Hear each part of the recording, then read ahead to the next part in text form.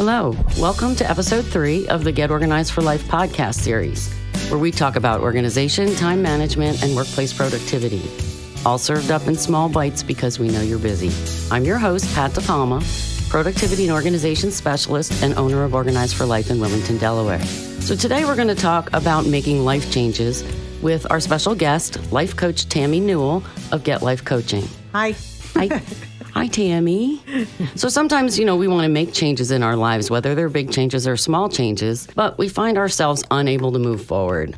So Tammy's going to share some insights into what could be keeping us from changing and what we can do to get unstuck. So Tammy, welcome. Thank you so much for making the time to be here today. Thank you. Thanks for inviting me. So I know that your first career is as a nurse practitioner, Correct. Working with patients with kidney disease. Mm-hmm. So how did you get into coaching? Well, I actually got a little stuck myself and had some habits that I needed to break.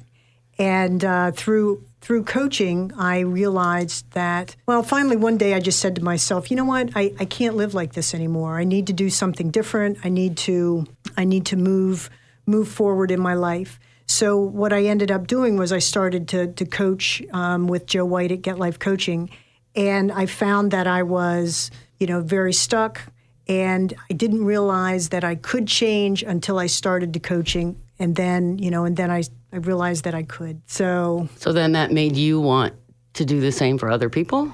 It did, because what I found is that through all these years of working with patients, one of the things I found is that if they realized that they could have changed their lives a little bit earlier, that they could have maybe not treated themselves with food or alcohol or relationships that didn't serve them, if they realized that they could make a change in their life, that they probably wouldn't actually have gone on to have disease.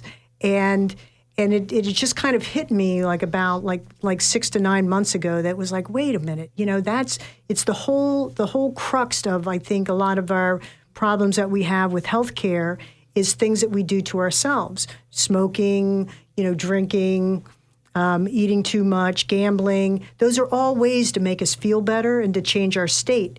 And if we had healthier ways to do that, or talk to ourselves in different ways, then maybe that wouldn't, they wouldn't get the bad side effects of that down the line. Interesting. Yeah, thanks. I think I would agree with that. Not that you care. I do care, actually.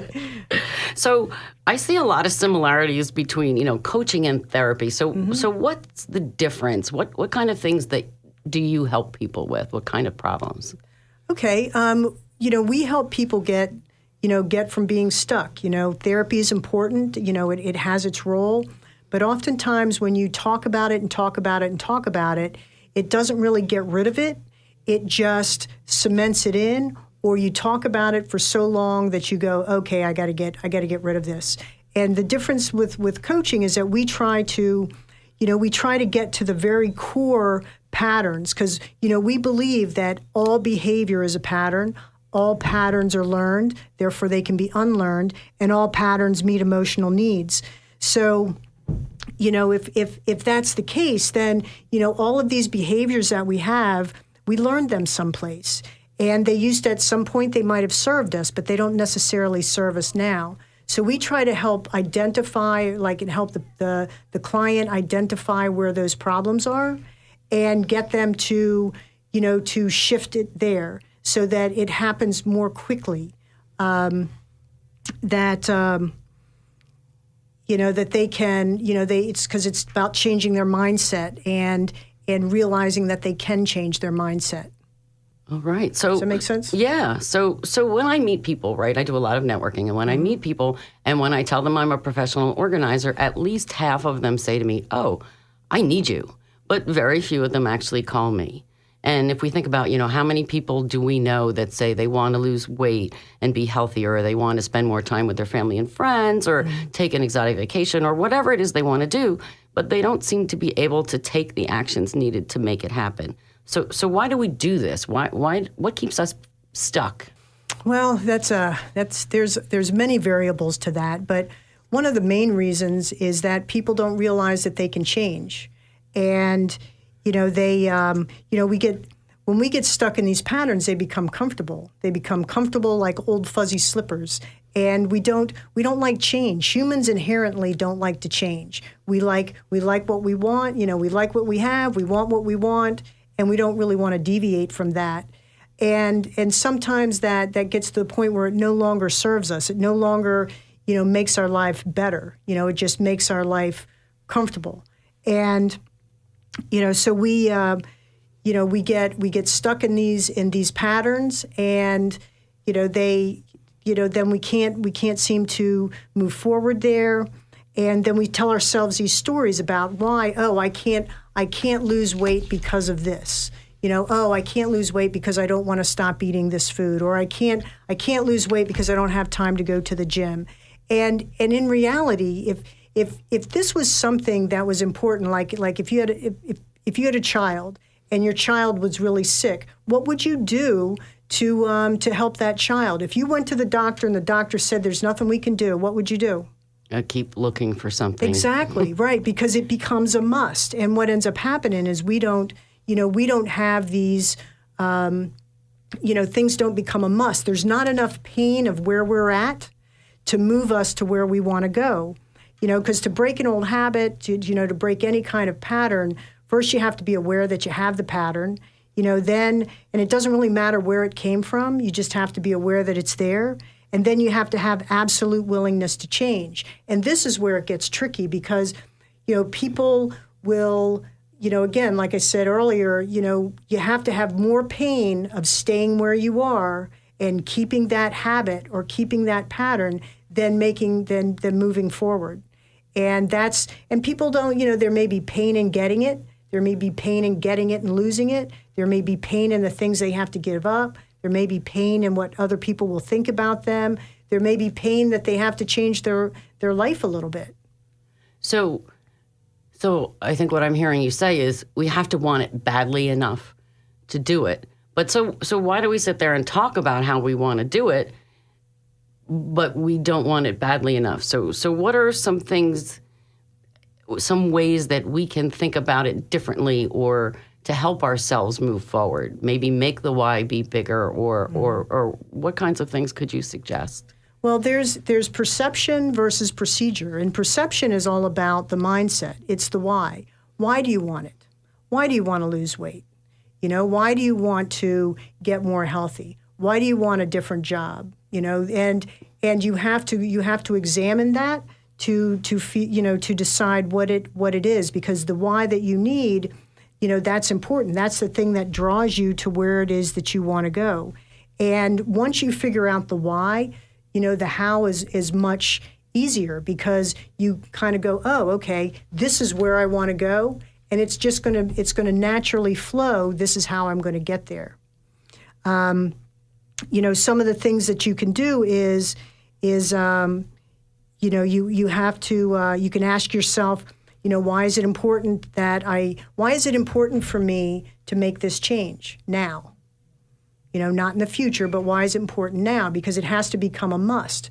For you to have absolute willingness to change, it has to become a must. You got to kind of set your chair on fire, so you will not slide back into those things that are comfortable. And then and then the third thing is you have to have massive, consistent, persistent action. I mean, you have to do it all the time, even when it starts to get tough. Even when you're staring down this Krispy Kreme donut, you have to say, you know what, me feeling better and the what I want, my health to be is stronger than that Krispy Kreme.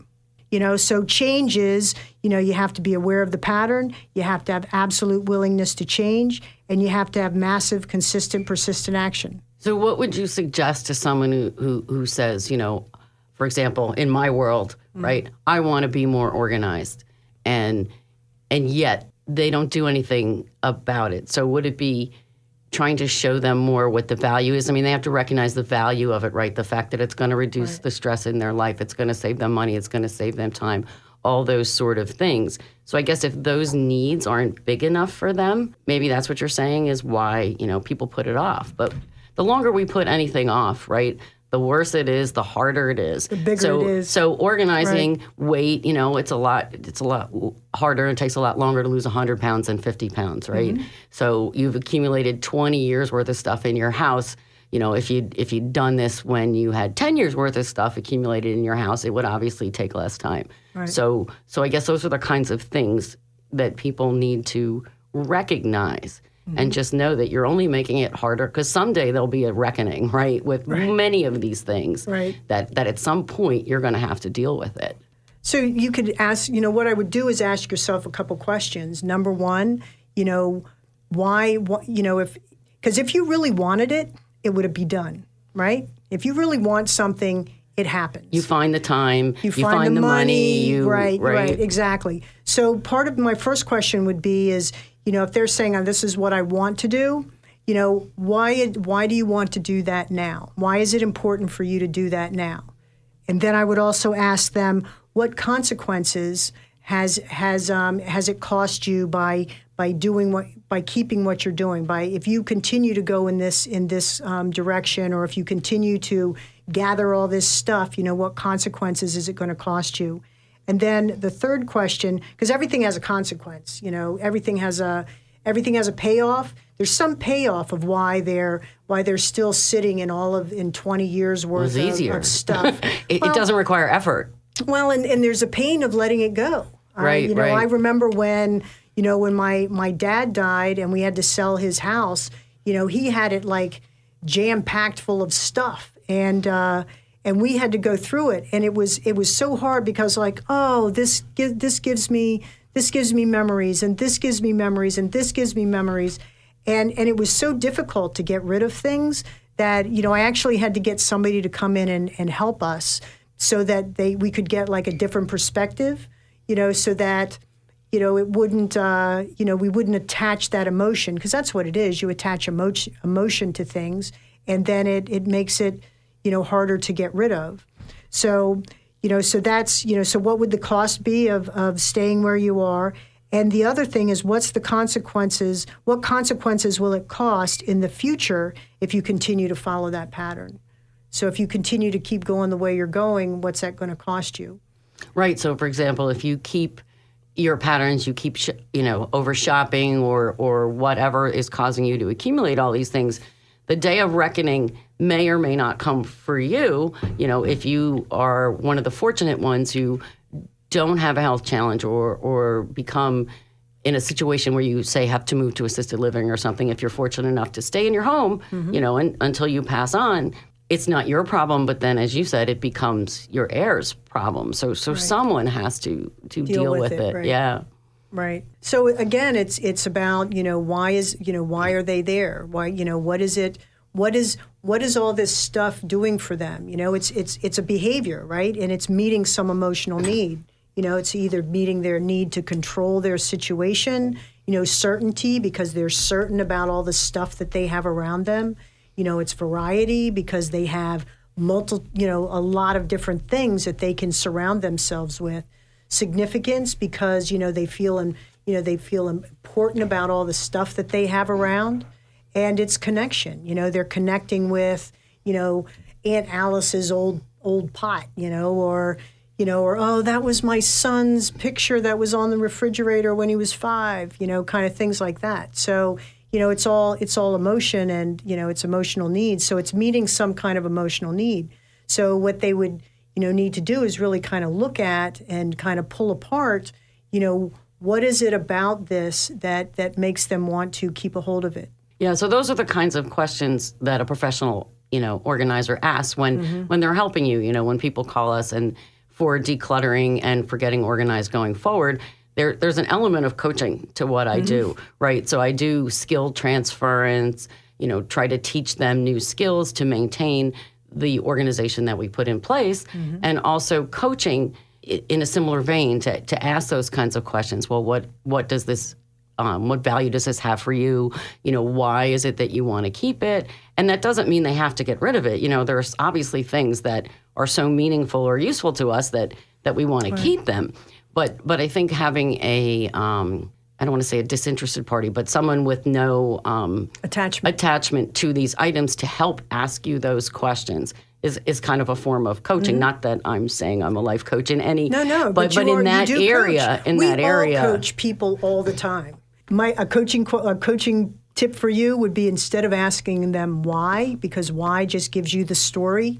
It gives you like, oh yeah, back in the 20s, my aunt so and so had this and blah blah blah. If you ask them, what is the value of this to you, that will give you the meat of why they're holding on to it, instead of why are you holding on to it, which is going to give you a 15-minute story about it. Right. Interesting. Gets more to the heart of it faster Right. than starting with the why and then having to continue to dig. Because it's all language, because if I ask you, why do you do that, you're going to tell me. But if I asked you what is important about you doing that, you'll tell me what's important. You won't give me the why, which is going to be somebody's story. Yes, I know. As a beneficiary of your coaching services, I have learned about, that's just a story you're telling yourself, Right. Pat, right? So right, exactly. Yeah. To justify why it is you're doing. To justify why I'm not changing, right? Right. And so they have a story of why they're staying in all this clutter, because, it means something to them. All right. So is there anything else you'd like to share with us about habit change and getting to the bottom of, why we're doing the things we're doing and why we're not changing? The only thing I can think of is that, is, like I said, ask yourself those questions. Remember that first we have to be aware of the pattern. It doesn't matter where it came from. Then we have to have the absolute willingness. And so that means that when you're faced with, like I said, the Krispy Kreme donut, if you're trying to lose weight, if you're faced with that and, you have to be willing to say, no, that's not what I need, because the pain of me staying where I'm at, the pain of me like being with this clutter, the pain of me being like in this particular state of health has to be greater than the pain of me being healthy, me getting my getting my organization together. So but then you have to be consistent with it. So it's kind of like you need to increase your mindfulness about the decisions you're making. So in the donut, for example, I go to a lot of networking groups and a lot of meetings, and many of them have food, which is generally carbohydrates, right? Donuts or bagels or what have you.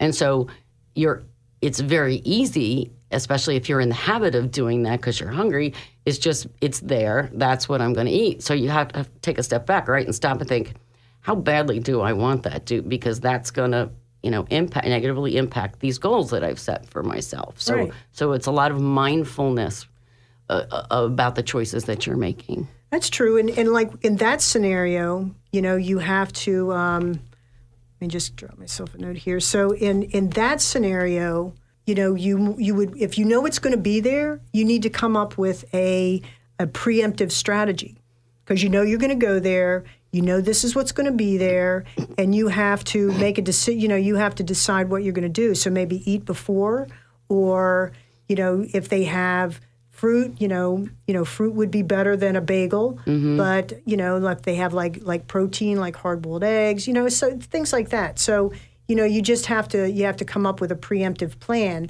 so that strategy so that you know what to do when you get there.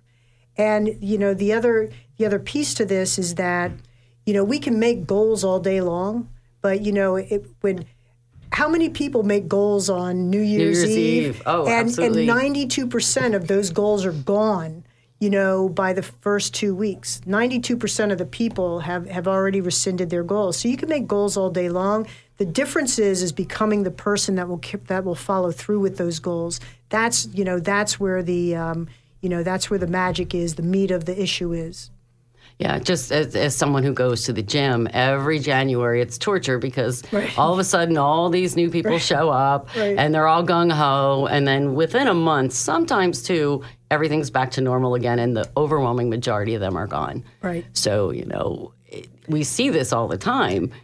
And what happens is it's because it's too hard. It's hard work. You have to get up, exactly. you have to go, you have to sweat, Yep. And that's the part, that's not the absolute willingness. So what I do, right, is to change my mindset instead of, I have to go to the gym. This is going to be work. It's like I turn it around in my head to say it feels really good to work out these toxins and to move my body and to know that I'm making some headway towards my goals. So sometimes maybe a reframing of how you look at what it is you need to do could be helpful as well. Because there's always a gift in everything. Even if you're sitting in like a house that's like all this stuff, what's the gift there? Oh, the gift is they get to like they can access that memory before they let it, before they move it on.